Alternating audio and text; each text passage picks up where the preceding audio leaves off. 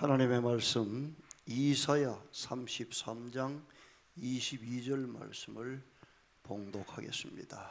이사야 33장 22절 말씀입니다. 대저 여호와는 우리 재판장이시요 여호와는 우리에게 율법을 세우신 자시요 여호와는 우리의 왕이시니 우리를 구원하실 것임이니라.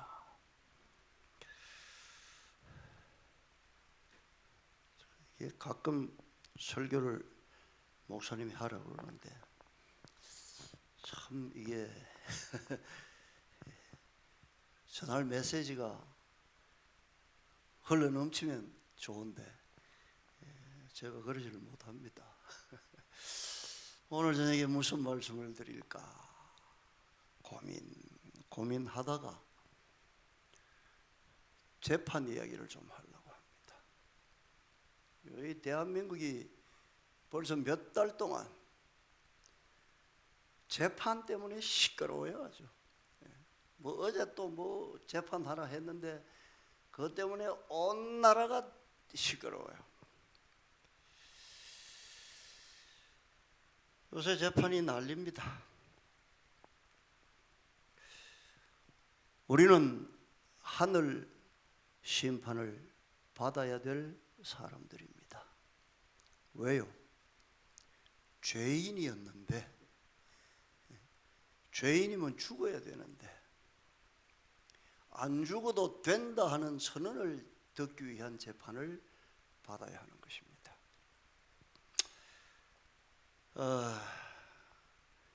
창세기 2장 17절 우리 잘 아시는 말씀이죠. 하나님께서 아담과 하와를 만들어 놓고 명령하셨습니다. 선악을 알게 하는 나무의 실과는 먹지 말라.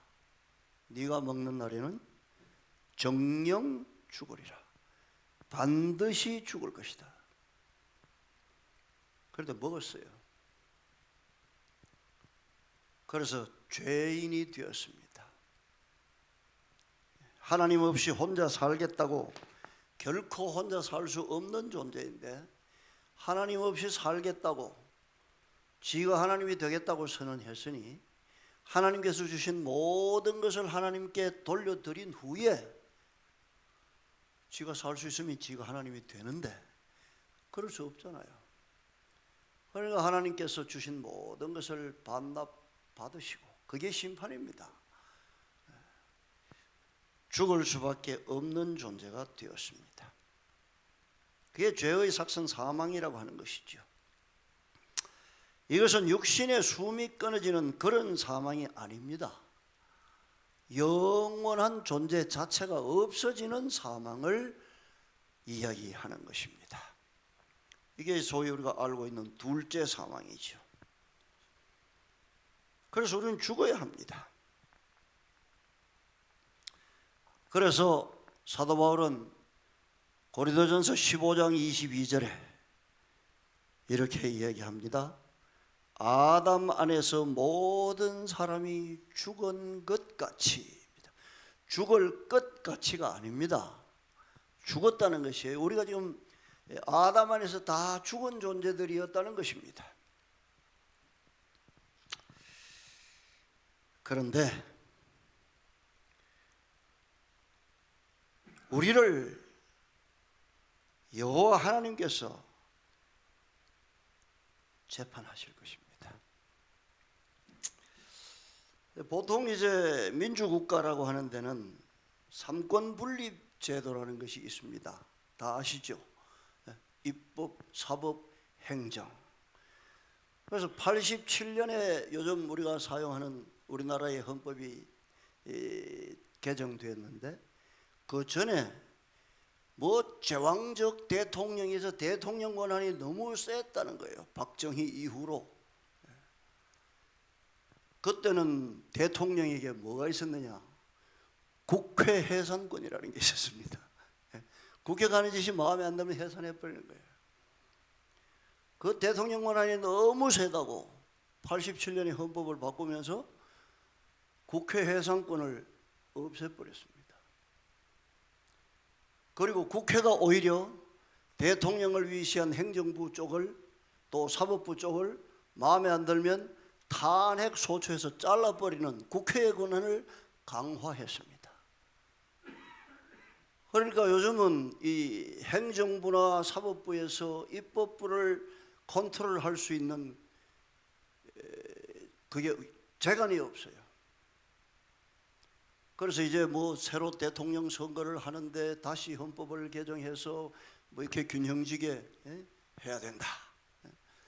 이 삼권 분립이라고 하는 것은 입법, 사법, 행정부가 자기의 역할을 하면서 너무 권리를 과도하게 행사하지 않도록 서로를 견제하기 위한 제도가 삼권 분립입니다. 그런데 이게 뭐 사법부는 눈치만 보고 뭐 이런 이야기들이 많이 있습니다. 인간 나라의 입법, 사법, 행정부는 서로를 견제하는데 서로가 간섭했다고 난립니다. 어제 뭐 대법원에서 이 판결을 하나 내렸더니 사법부가 정치에 관계했다고 또 입법부에서 난리예요. 다 자기 좋은 대로 하는 것입니다. 권력의 남용을 방지하기 위한 일종의 안전장치가 삼권 분립제도입니다. 그러나 이런 안전장치에도 불구하고 이 권력의 세계에는 언제나 시끄러운 소요와 논쟁과 힘겨루기가 끊이지를 않습니다. 왜요? 인간 자체가 이기적이고 불완전한 사망의 존재들이기 때문에 그럴 수밖에 없습니다. 여러분, 공산주의 이론이 얼마나 좋습니까? 다 같이 열심히 일해서 다 같이 잘 먹고 잘 살자. 얼마나 좋아요. 이게 이 초대 사도교회의 정신이었습니다. 그런데 그게 죄 있는 인간들의 세계에서는 결코 성립될 수 없는 사상입니다. 그래서 우리가 북한을 봐도 일부 지배층만 잘 먹고 잘 살고 다 같이 못 사는 그런 모양을 우리가 보고 있지 않습니까? 이 개인차를 무시하는 거예요. 그래서 자본주의는 어떻습니까? 또 개인차를 지가 열심히 해서 잘 먹고 잘 살면 되지. 이게 또 빈부격차가 심해요. 그러니까 인간들이 만들어내는 제도는 완전한 것이 없습니다. 어느 것이 조금 더 나은가? 뭐 정치학에서도 그렇게 얘기한다고 그러더라고요.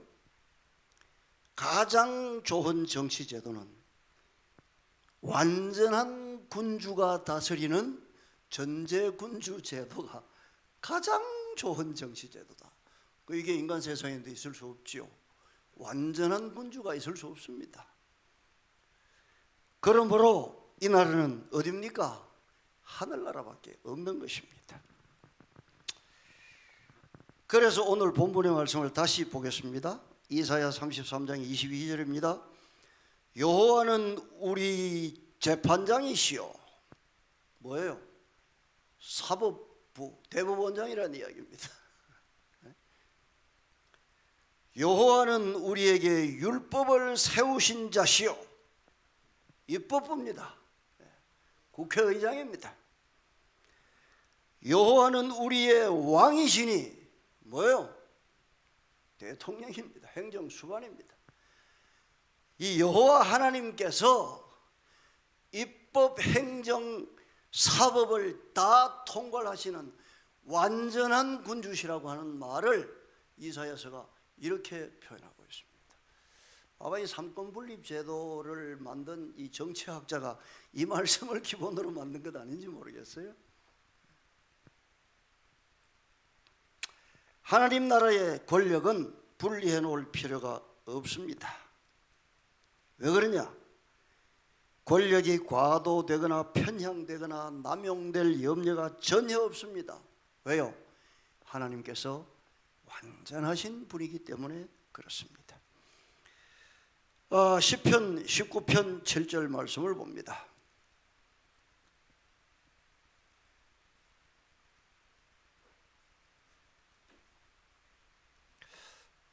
읽을 성경절이 많아서 이거 다 미리 끼워놓지를 못했네요. 10편 19편 7절입니다. 여호와의 율법은 완전하여 영혼을 소성케 하고 여호와의 증거는 확실하여 우둔한 자로 지혜롭게 하며. 여호와의 율법은 어떻다고요? 완전하다고요. 이 세상 법은 아무리 잘 만들어도 시원찮아 가지고 뭐 개헌을 하느니 뭐 또 시행령을 반포하느니 이럽니다. 그러나 하나님 나라의 법은 한치의 오차도 없이 완전합니다. 어느 정도로 완전하냐? 그 하나님의 나라의 법에 순종하는 사람의 마음을 소생시키고 지혜롭게 할 만큼 완전하다는 것입니다. 하나님 나라의 법입니다. 또 시편 9편 8절 말씀을 보겠습니다. 공의로 세계를 심판하시며 정직으로 만민에게 판단을 행하시리로다. 어떻게 심판하신다고요?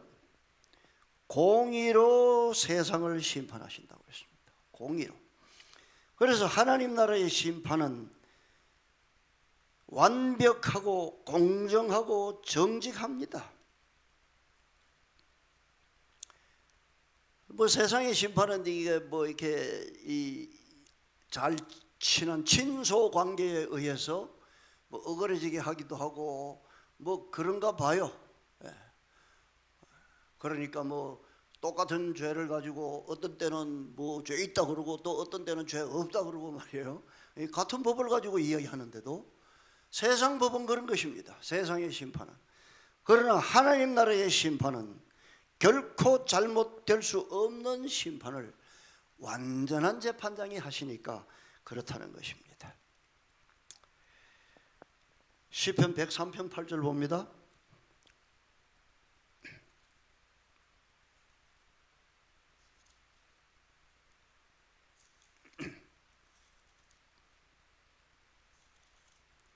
(103편 8절입니다) 여호와는 자비로우시며 은혜로우시며 노하기를 더디하시며 인자하심이 풍부하시도다. 이 하나님의 성품에 대해서 말씀했습니다. 하나님 나라의 통치, 하나님께서 하시는 행정은, 통치는 죄인들에게 대해서 자비와 은혜로 가득한 통치를 하는 것입니다. 지배층에게만 잘하는 통치가 아니라고 하는 것입니다. 오죽하면 세상 나라에서는 유전무죄, 무전유죄, 유권 권리, 권력, 유권무죄, 무권유죄 이런 말이 회자되겠습니까? 하늘나라에는 그런 말은 있을 수가 없다고 하는 것입니다. 입법, 사법, 행정을 다 가지신 그 하나님은 어떤 하나님인가? 자기의 백성을 위해서 목숨까지 내놓으신 그런 통치자라는 것입니다.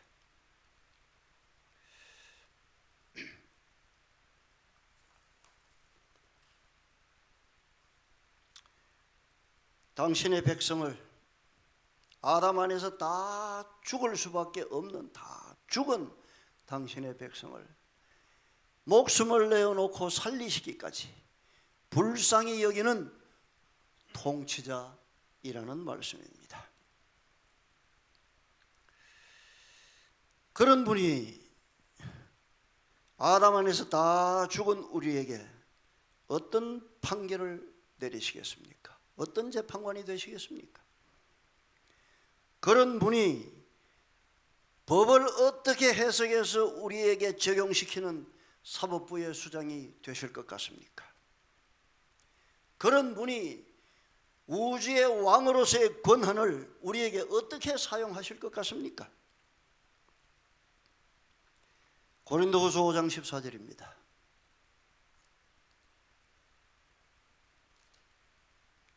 고린도후서 5장 14절입니다.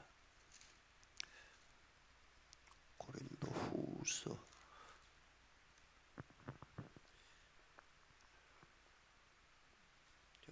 잘못 찾았나?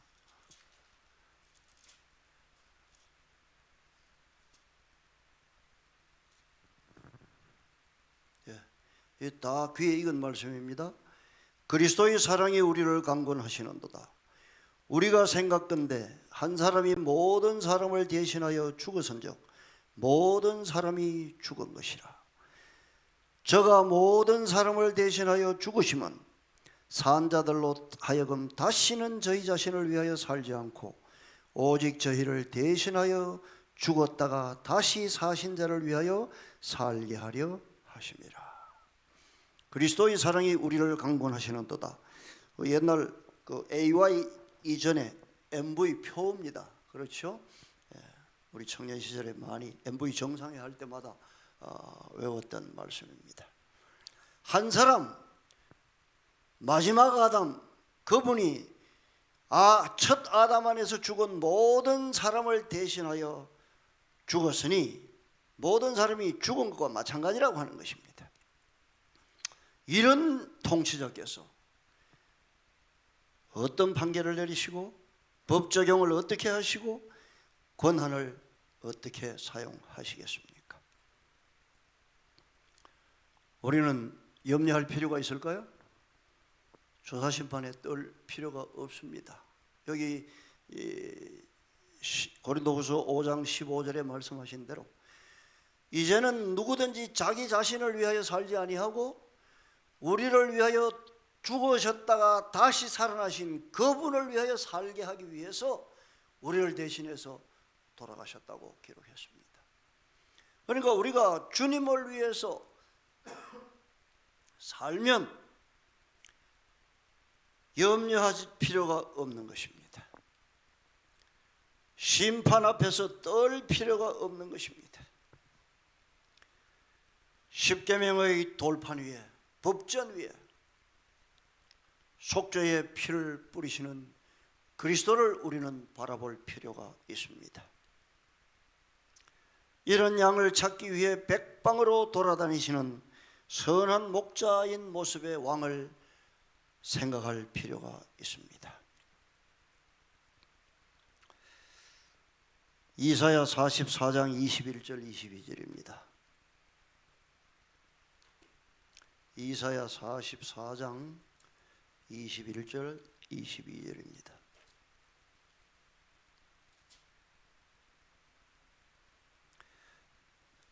야곱아, 이스라엘아, 이 일을 기억하라. 너는 내 종이니라. 내가 너를 지었으니 너는 내 종이니라. 이스라엘아, 너는 나의 이점이 되지 아니하리라. 내가 내 허물을 빽빽한 구름의 사라짐같이 내 죄를 안개의 사라짐같이 도말하였으니 너는 내게로 돌아오라. 내가 너를 구속하였음이니라. 이런 분이 우리를 지으시고 우리의 허물을 빽빽한 구름의 사라짐같이 안개의 사라짐같이 도말해 버린 그 재판장, 그 입법자, 그 왕께서 우리를 구속하셨다고 분명히 말씀하십니다. 그분이 우리를 어떻게 판결하시겠습니까? 무죄야. 그분이 법리 해석을 어떻게 하시겠습니까? 내가 너를 대신하여 죽었으니 넌 무죄야. 그분이 우주의 왕의 권한으로 무엇을 하시겠습니까? 영생을 주노라. 이게 오늘 이 재판 정국인 대한민국에서 주의 백성들이 생각해야 할 말씀입니다. 우리의 영혼과 몸을 주의 보혈로 씻고 거룩하게 보존하면 의로우신 완벽한 재판장이시오, 완벽한 입법자이시오, 완벽한 통치자께서 우리를 하늘나라의 왕좌에 함께 앉게 하실 것입니다. 이런 통치자가 계심을 인하여 날마다 감격하는 가운데 주님의 재림을 맞이하는 우리 모두가 되었으면 좋겠습니다. 156장 찬미 부르겠습니다. 156장입니다.